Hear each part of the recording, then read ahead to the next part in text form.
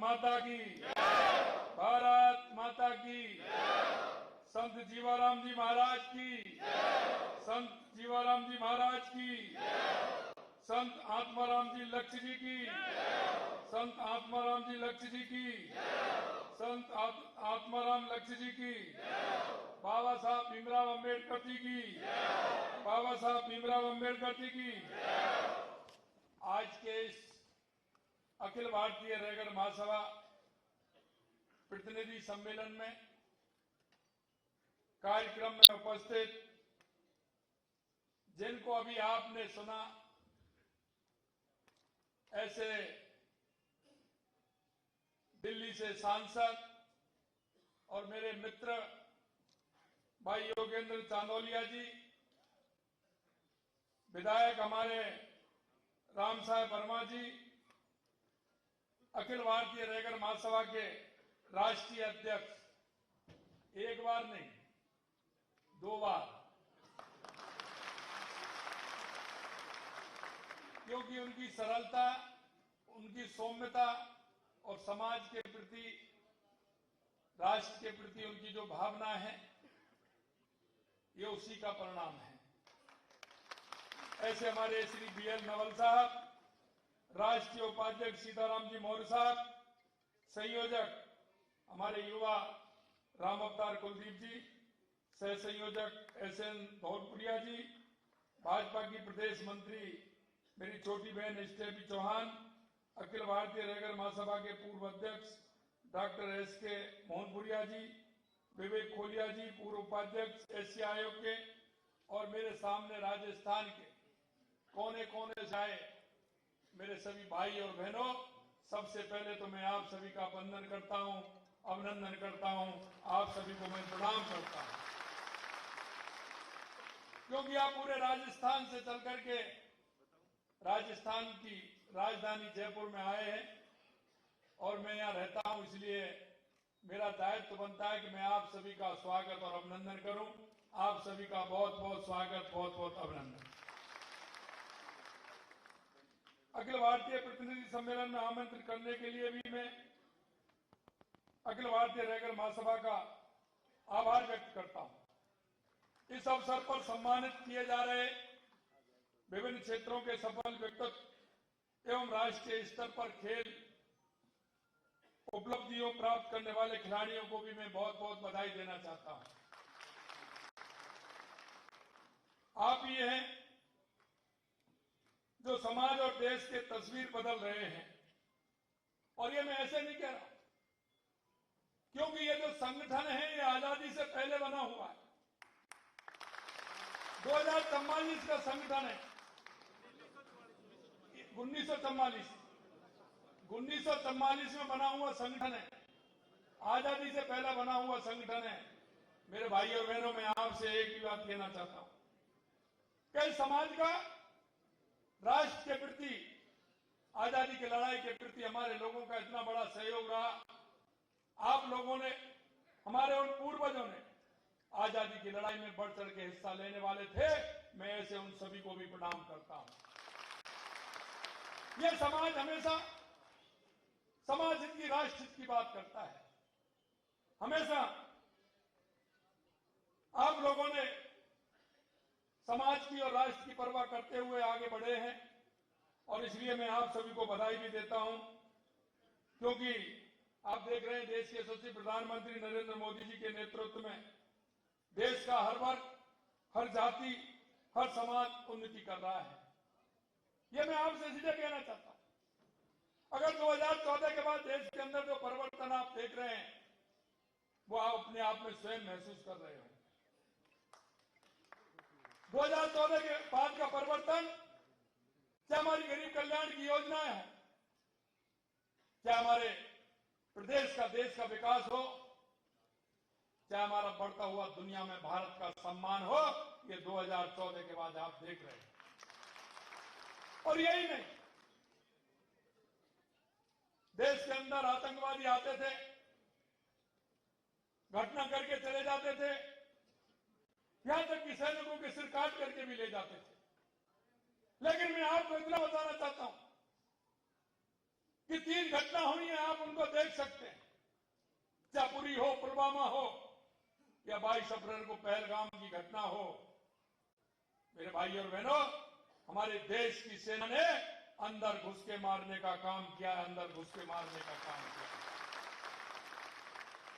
और आपने देखा होगा 22 तारीख पहलगाम की घटना हुई, हमारे देश के यशस्वी प्रधानमंत्री नरेंद्र मोदी जी ने कहा कि निश्चित रूप से इसका बदला लेंगे और ऑपरेशन सिंदूर, क्योंकि जिन माता बहनों की मांग उजाड़ने का काम किया था, उनको सबक सिखाने का काम भी किया और उसका नाम भी, क्योंकि ये सिंदूर हमारी माता बहनों, हमारी संस्कृति, हमारे विचार का प्रतीक है, ये हमारी माता बहनों का सम्मान है और उस सम्मान के लिए ऑपरेशन सिंदूर नाम रखा।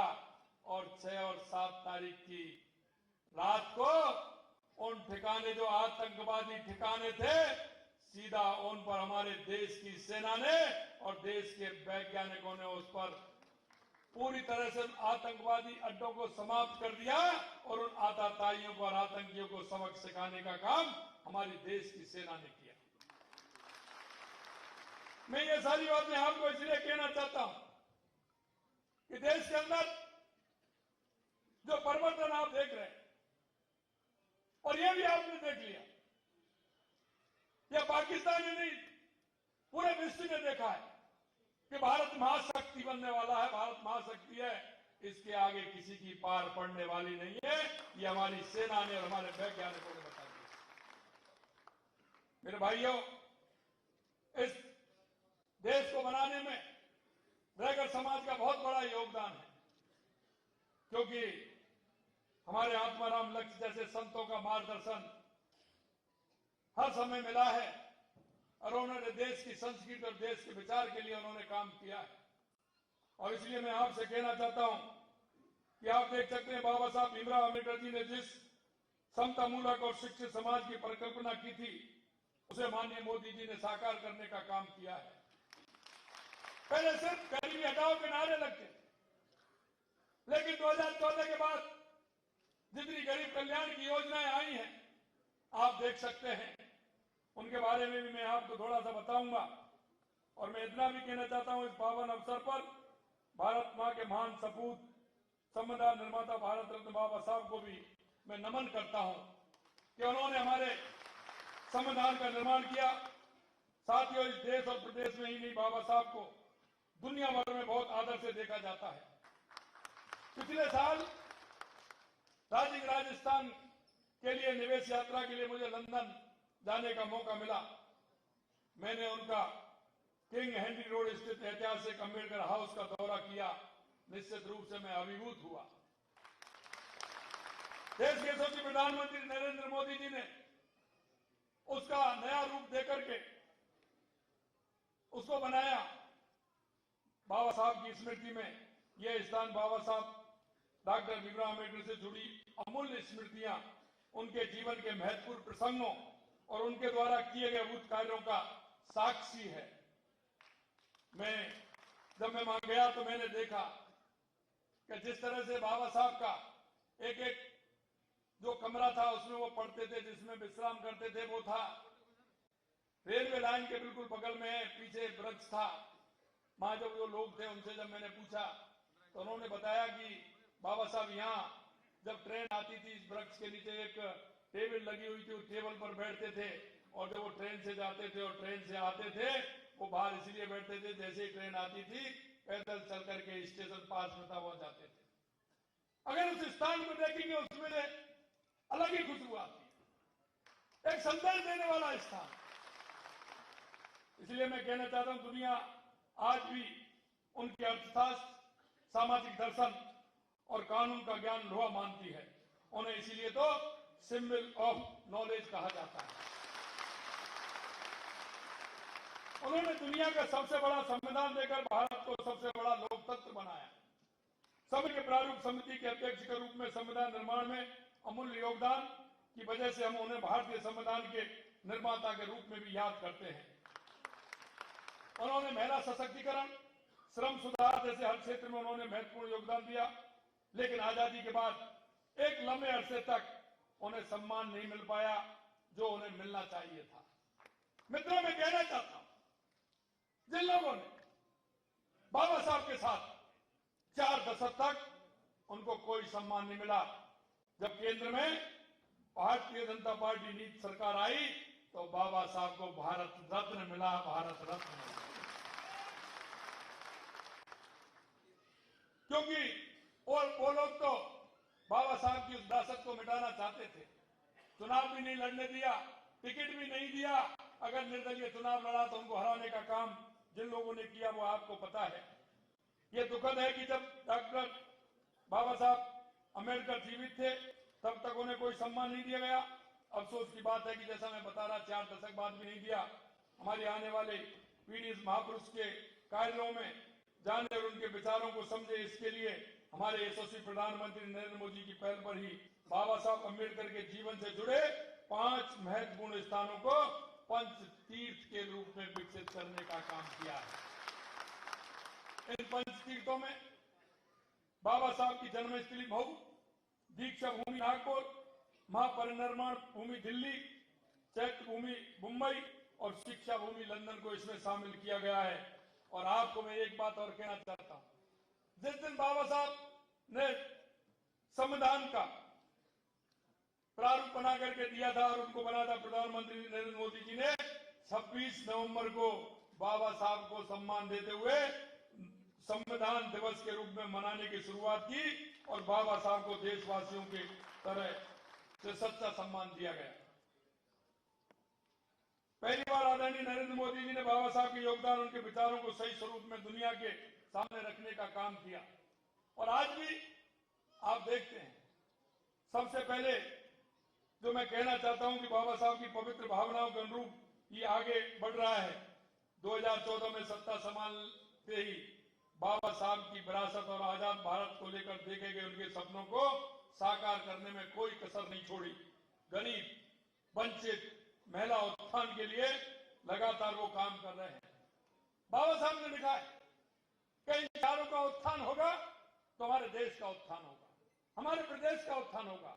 उसमें उन्होंने कहा है कि हमारी महिला का उत्थान होगा तो हमारे देश का, प्रदेश का उत्थान होगा, हमारे युवा का उत्थान होगा तो हमारे देश और प्रदेश का उत्थान होगा, हमारे किसान का उत्थान होगा तो हमारे देश और प्रदेश का उत्थान होगा, अगर हमारे गरीब का उत्थान होगा तो हमारे देश और प्रदेश का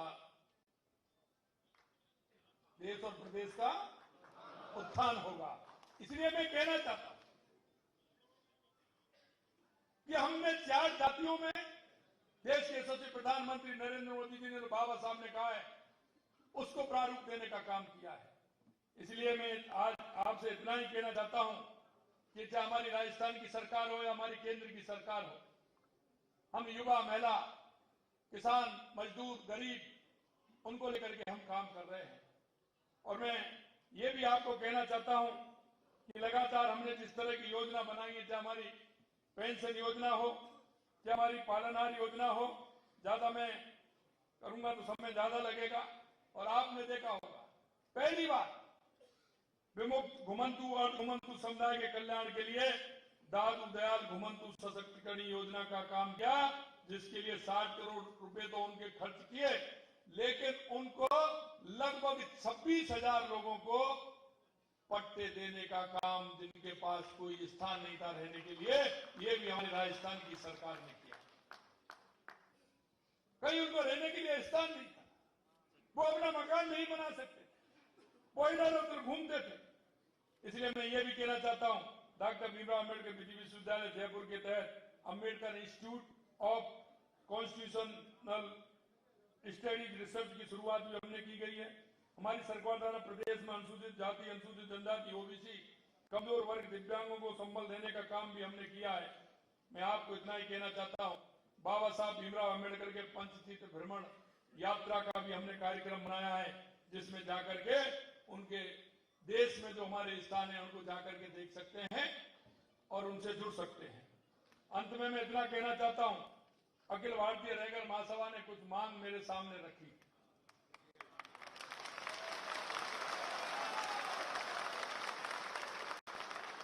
मेरे से कह रहे थे, डीएल नवल साहब, कि संत आत्माराम लक्ष्य जी के लिए आप जमीन दे दीजिए।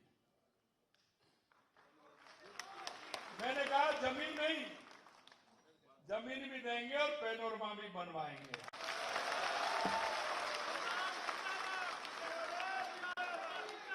क्योंकि हमारे ऐसे संत जिन्होंने इस देश की संस्कृति, देश की विरासत, हमारी सनातन विचार को लेकर के उन्होंने काम किया है। मैं ऐसे संत आत्माराम जी को प्रणाम करता हूं, नमन करता हूं। उनका संदेश सभी जगह जाए, इसके लिए पैनोरमा बनवाया जाएगा। कुछ जगह उन्होंने स्थान और बताए मेरे को कि वहां भी आपको कुछ जमीन देनी है, जिससे कि आने वाले हमारे युवा पीढ़ी का उसका लाभ मिल सके। उनके लिए कुछ ऐसी संस्था, हॉस्टल बना सके, जिससे कि वो अपना छात्रावास बनवा सके, जिससे वो अपना ठीक प्रकार से शिक्षा ग्रहण करते हुए आने वाली पीढ़ी को भी दिशा दें।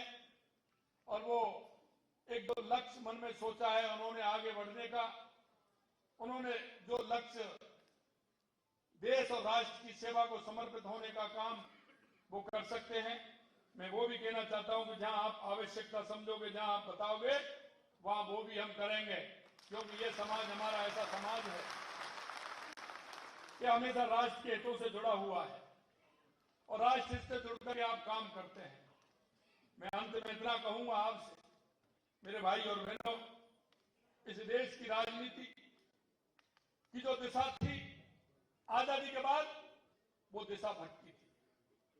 मैं आपको इतना ही कहना चाहता हूं, देश के यशस्वी प्रधानमंत्री नरेंद्र मोदी जी ने मजबूर कर दिया है देश एवं राजनीतिक दलों को और राजनेताओं को कि देश की सेवा करिए, देश की जनता की सेवा करिए। इसके लिए उन्होंने उनको भी मजबूर करने का काम किया है। और मैं आपसे यही कहना चाहता हूं कि हम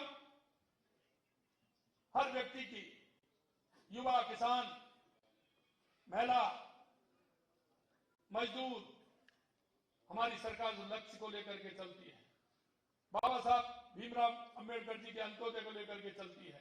हम आपको विश्वास दिलाते हैं कि लगातार हमारी सरकार, ये डबल इंजन की सरकार, हमारी केंद्र की और राज्य की सरकार, आपके हितों को ध्यान रखते हुए समाज का अगर कोई इसी तरह का काम आएगा, निश्चित रूप से सरकार के द्वार खुले हुए हैं। आप आइए और अपने लक्ष्य के लिए आगे बढ़िए और पूरी तरह से काम करिए।